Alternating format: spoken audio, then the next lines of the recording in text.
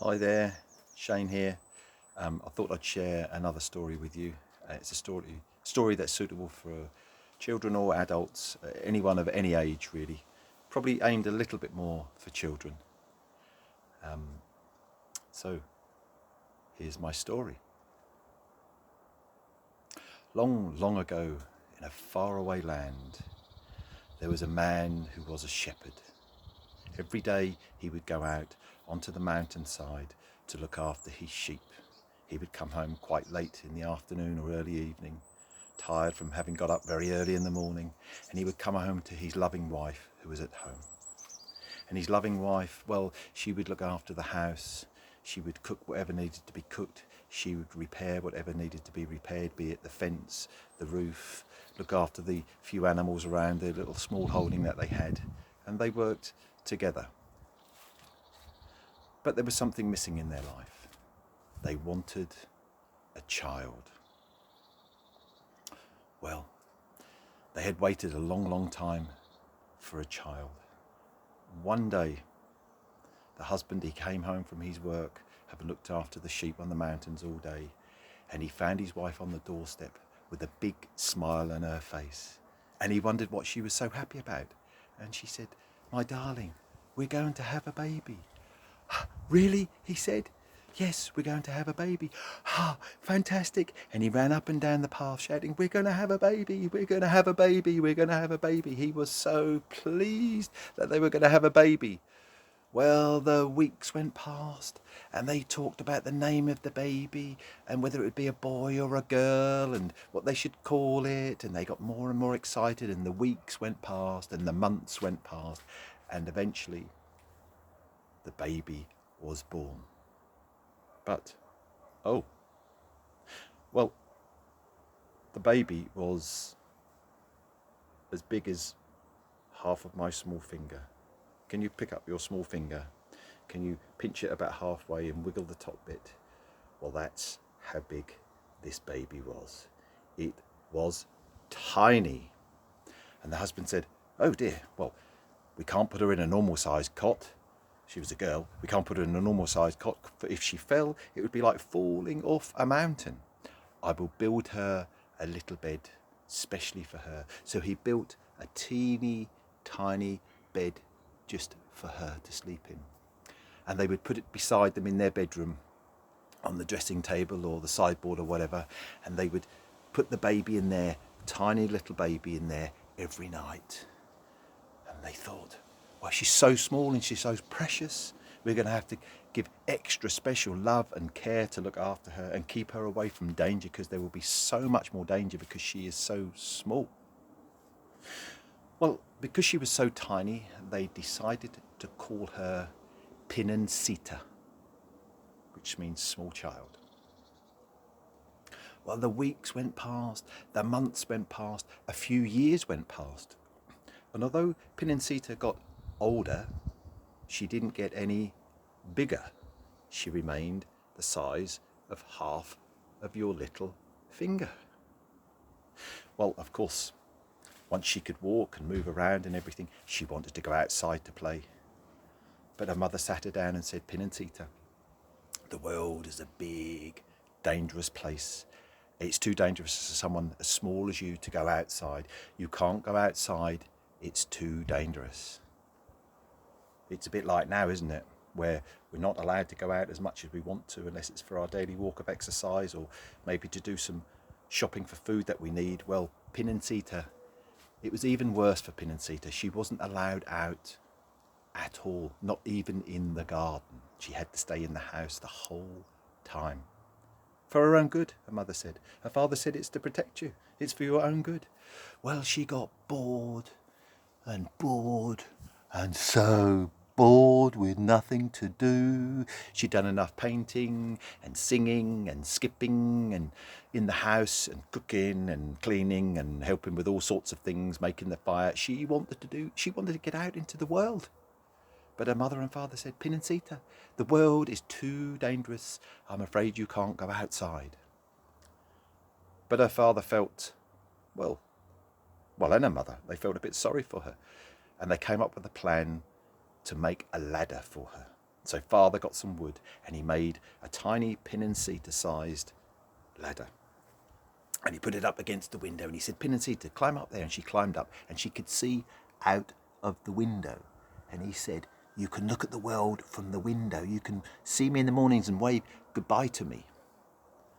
So the very next day, she climbed up that ladder.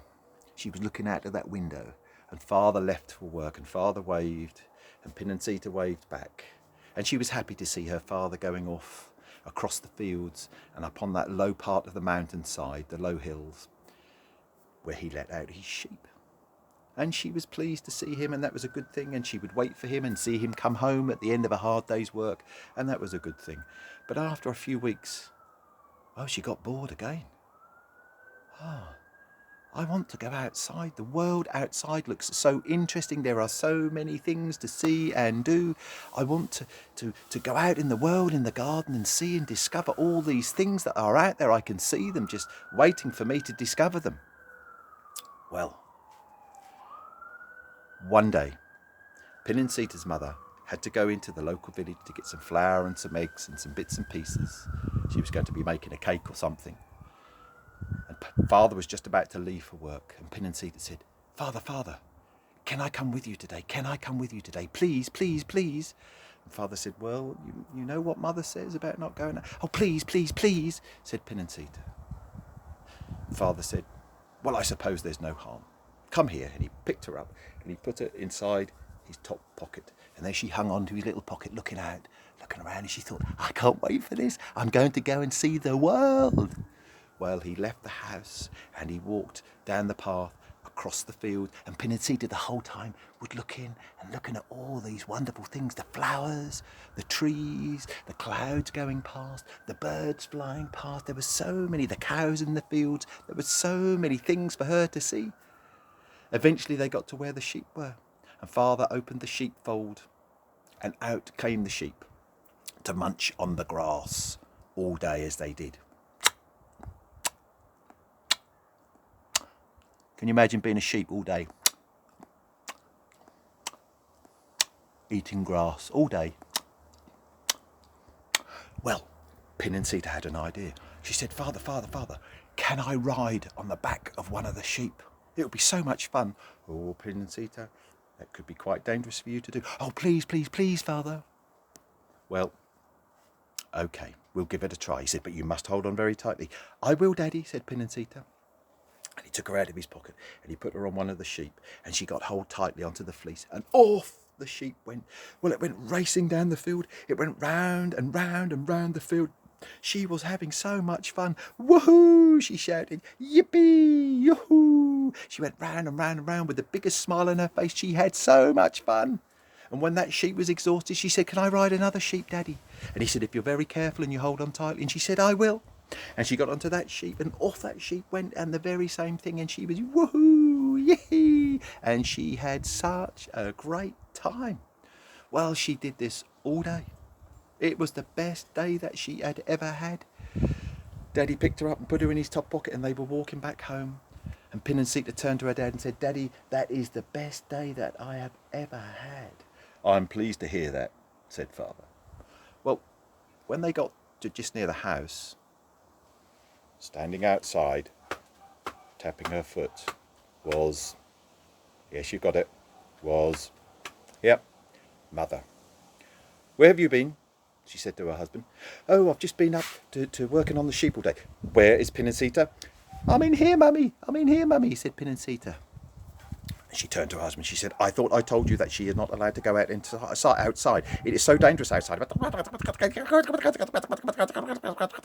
And then she turned to her daughter and said, Pin-and-Seater, you should know better than to go outside. Well, have I told you? And she told them both off. Now, I'm not saying that every mother is like that. For in my experience, not every mother is like that. But this mother was a bit like that. Well, anyway, they came inside and they had their tea and what have we. And Pin-and-Seater wasn't allowed out anymore after that. And the days went past and the weeks went past and she got really bored. Well, one day, father had already left for work. Mother was out the back in the yard fixing something or doing something, and Penincita thought, now's my chance. I'm going to go out on my own. Well, she looked at the big door and she saw the keyhole and she thought, if only I could creep out through the keyhole, I could get my ladder. But if I get through the keyhole, it's a long way down the other side of the door and that's too dangerous. So she stood and she looked at the door up and down, side to side, and she thought, aha, there's a gap underneath the bottom of the door. I can squeeze under that. And that's what she did. She squeezed underneath that door and suddenly she found herself outside in the garden. Well, to her, considering she was only this big, the garden was like a jungle to her. It was fascinating. It was difficult to walk through, but there were all sorts of creatures and bugs and grubs that seemed like huge dinosaurs to her, and they were colourful and pretty and interesting and scary. And she was fascinated by everything. And then everything went dark. A rain cloud had come across the sun and blocked out the sun, and it cast a shadow everywhere and it became dark. And she thought, oh, the cloud has crossed the sun. And just then it began to rain. Well, when you're only this big, a raindrop is huge. It's like someone emptying out a whole bath full of water on top of you. And she dodged the first one, splurdush. She dodged the second one, splurdush. The third spot of rain, well, it soaked her right through to her skin. She was absolutely soaked. Well, she ran over to a mushroom and she hid under the mushroom and she used it like an umbrella, and she looked up as she watched the rain clouds go past and the rain falling everywhere. And eventually the rain passed by and the clouds went and the sun came out and it was beaming once again. Well, she climbed on top of that mushroom and she sat on the mushroom looking at all the world out in front of her. She was enjoying the sunshine. And then she heard a thud, thud, thud, thud. What do you think it was? No, it wasn't a dad. Thud, thud, thud. No, it wasn't a mother. Thud, thud. I think one of you has got it. Yes, it was a giant. And before she turned to look and before she could do anything, the giant bent down and picked up the mushroom with her on it. But he didn't see her. She was so tiny and the giant was so big, he didn't see Penincita. And he put the mushroom in his basket, for he was gathering mushrooms for his breakfast. He was going to have fried mushrooms on toast, one of my favourites, for breakfast. And he didn't see Penincita.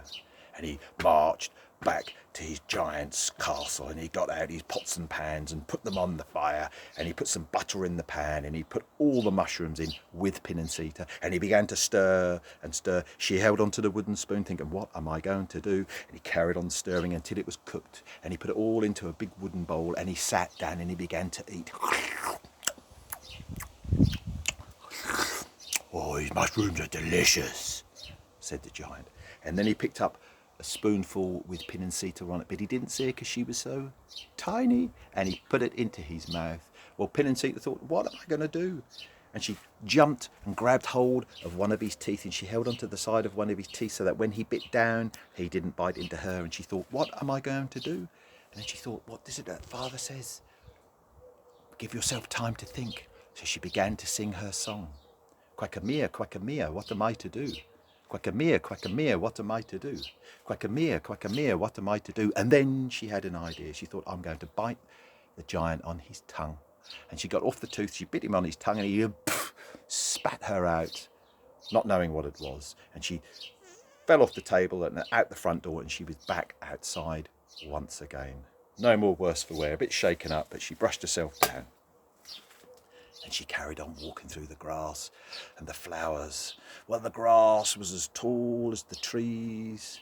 The flowers were even taller than that. The trees looked like they were mountains. Everything was so huge to her, and she walked through that garden, that jungle of a garden. On and on she went. And she stopped to look at something that had taken her eye, something pretty, perhaps a little beetle or something it was, I think. And she heard a strange sound. It went...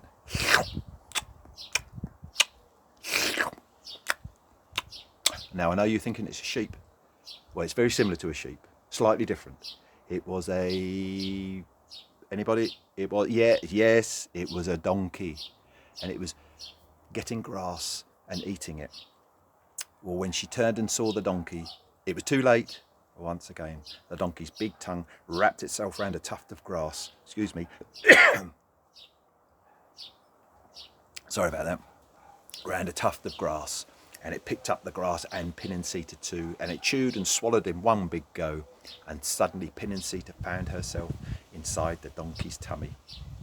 And she was among all the chewed up grass and flowers and bits of icky, yucky, stinky, sticky stuff that was inside the donkey's stomach. It was a bit grey, and it was a bit sticky, and it was a bit... Bleh. And she thought, oh, what am I going to do? What am I going to do? I'm stuck inside here. And she could see the rib cage of the donkey above her. And she thought, what am I going to do? And she thought, I'll sing my song to myself to give me time to think. And she said, Quackamere, what am I to do? Quackamere, what am I to do? Quackamere, what am I to do? Aha! I have an idea. And she tickled the inside of the donkey's tummy. She went digga digga digga digga digga digga digga digga digga, and it tickled and ickled and tickled and ickled and tickled and ickled the donkey's stomach until it made him want to be sick. And out flying came Pinancita. Well, she was covered in all that sticky, smelly, icky stuff. It was green and bits of orange carrot and bits of yellow and loads of slimy grass, and she began to get it off herself, and she stepped out of it, and there it was, all sticky and horrible on the ground. She went, that is disgusting. And then she carried on with her journey. She thought, I wonder what will happen next. It's so exciting out here. It's a bit scary, but it's also very exciting too. Well, she was thinking about what the next adventure might be. Well, a bird decided what her next adventure would be. There was a mother blackbird looking for a juicy worm for her babies. And she saw Pinancita and thought she was a bird, and she flew down and picked her up. And she held onto Pinancita with her little claw feet, and she flew back to her baby's nest. And in the nest were 4 baby birds, little blackbirds, with mouths, well, bigger than the rest of their bodies, really. And they were saying, feed me, feed me. You can join in if you want to, kids. Feed me, feed me, feed me. Well, she was just about to feed Pinancita to them because she thought it was a worm, and Pinancita said, please, don't feed me to your babies. And the blackbird stopped and put her down and said, oh, it's a little child. My dear, said the blackbird, you are so tiny. Well, you must be so hungry. Please get in the nest with my babies, and I will go off and I will bring some food back for you and the babies. I'll find some bugs and grubs and worms and all manner of things to bring back for you to eat. And off she flew. Well, there was Pinancita sat with the 4 babies in the nest, and they were still saying, feed me, feed me. And Pinancita was looking about. And then she noticed that everything had gone quiet. No birds were singing. Everything was still. And then she heard this noise. It was a...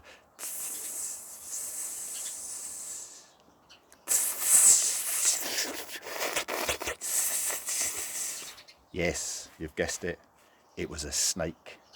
And she looked over the side of the nest, and the snake was curling itself, and it was climbing up the tree because it fancied baby birds for breakfast. And Pinancita thought, what am I to do? And she sang her song to herself, and then she had an idea. In her skirt, she had a safety pin. She undid that safety pin. She unfolded the safety pin, and she made a long sword from it. And she waited until that snake stuck his nose over the edge of the nest, and then she stabbed him on the end of his nose. Oof! He went away. But it was a hungry snake. And he brought his head over the nest, and she stabbed him again on the end of his nose. But he was very hungry, this snake, and he went up again, and she stabbed him for a 3rd time. Well, while she was fighting off this poisonous snake, this deadly poisonous snake, the babies were going, Mummy, Mummy, Mummy, Mummy, Mummy, Mummy, Mummy. And the mother blackbird heard her babies calling out for her. So she flew back to the nest as fast as she possibly could. And what did she see? Well, she saw Pinancita fighting off this deadly snake with her tiny little sword. And she thought, what a brave child she is. And she joined in with Pinnensider, and the blackbird pecked at the snake, and Pinnensider stabbed with her little sword on the end of the snake's nose. And together they fought the snake off, and the snake slithered all the way back down the tree to find a meal somewhere else.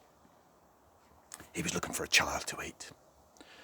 Well, off went the snake, and the blackbird turned to Pinnensider and said, Pinnensider, what a brave girl you are. You are so clever to make a sword, and so brave to fight off that snake and to protect and save my children. You are such a brave little girl. You are only this big, but you are so brave. What can I do to pay you back? And Pinnensider thought, I would like to go back and see my mummy and daddy now. I'm ready to go back. Okay, said the blackbird. Climb on my back. And Pinnensider climbed on the back of the blackbird, and then the blackbird bent down and picked up a golden crown, and the blackbird put the golden crown on her own head. She wasn't just any blackbird. And then she flew off with Pinnensider on her back, and she said, where should we go? And Pinnensider looked around below. All around she could see everything from up there high in the sky. And she saw a mountain in the distance. She said, I think that's the mountain where we live, near where we live. So the blackbird flew towards the mountain. And when they got a bit closer, she recognised a tree. She said, that tree is near my little cottage. And the blackbird flew on a bit further, and she said, and that's my little cottage there. And the blackbird landed with Pinnensider in the garden. And Pinnensider got off. But of course, when you're only this big, even your garden is like a huge jungle or a forest that you could easily be lost in. And the blackbird turned to Pinnensider and said, Pinnensider, when you walk back to your front door, you will find more than one pathway. And you'll come to a place where the path forks into two. And you must decide which one to take. If you take the right one, the correct one, there is a magical white bone. You must take that bone with you, for it is very special. Thank you, said Pinnensider, and off the blackbird flew. And Pinnensider eventually found a pathway through her garden, and like I say, it was like trying to walk through a jungle, really, and she was traipsing through, and then she came to that fork that the blackbird had talked about. And she thought, do I go this way or that way? This way or that way? This way or that way? I'll go that way. And she took the left-hand side of the fork. And as she walked along it, she eventually came to the white bone. But it wasn't a small white bone. Oh no, it was bigger than her. It was a huge, bright, white bone. But she knew she must take it. She knew it had magical qualities and that she must take it. Well, she tried to pick it up. She couldn't move it. She tried to push it over. She couldn't move it. She looked behind her, and there was a flower, so she braced one foot against the flower and her shoulder against the bone, and it rolled over. And she did it again, and it rolled over. And as it did, it got a little bit smaller and a little bit lighter. She rolled it over again, and on and on. And eventually she was beginning to roll it, and it got smaller and smaller and lighter until it was the size that she could pick it up and put it on her shoulder. And then she began walking with the bone on her shoulder. And then the strangest thing happened. She was looking around, and she noticed that the grass was getting shorter. She noticed that the flowers were getting shorter. She noticed that the trees were getting shorter. The mountain was still big, but not as big as it had been. And she thought, the world is shrinking. The world is shrinking. And then she looked around, but what do you think was really happening? Anybody? What do you think was... Yeah, it's not the world that was shrinking. Pinnensider was getting bigger. She was growing with every step that she took. Every step she got a bit bigger and a bit prouder, and she was growing. By the time she got to her front door, well, she was the size that she should have been for her age, and there was her mother and father. Pinnensider, you have grown up so much. "Oh, we are so pleased to see you. We worried about you, but we can see we didn't need to be worried." And they gave her a big hug and a big kiss. Oh, and they did. Oh, they were so pleased to see her back. And they said to her, "Penincita, where have you been?" "Well, Mother, Father," she said, "listen to this story." She said, "Well, I crept out underneath the door. I know I shouldn't have done, but I did. And when I got outside, well, I saw lots of fantastic things. And then it began to rain, and I dodged out of the rain, and I got under a mushroom, and then I got on top of the mushroom, and then a giant came along, and he picked me up, and he put me in a cook pot, and I bit him on the tongue, and he spat me out, and then I got out, and I rolled out, and then a donkey picked me up, and I tickled a donkey, and it was, and then I got out of that, and I went along, and then the blackbird picked me up, and then took me back as a worm, and he thought it was a worm, and then I fought off a snake, and then the blackbird brought me back here, and then I found this magical bone, Mummy, Daddy. Wow, fantastic, they said. Well, Penincita, she grew up to be a fine young girl and a fine young woman eventually. She was so proud and confident, and she wasn't scared of very many things at all. But she was a very brave young person. She had experienced so much.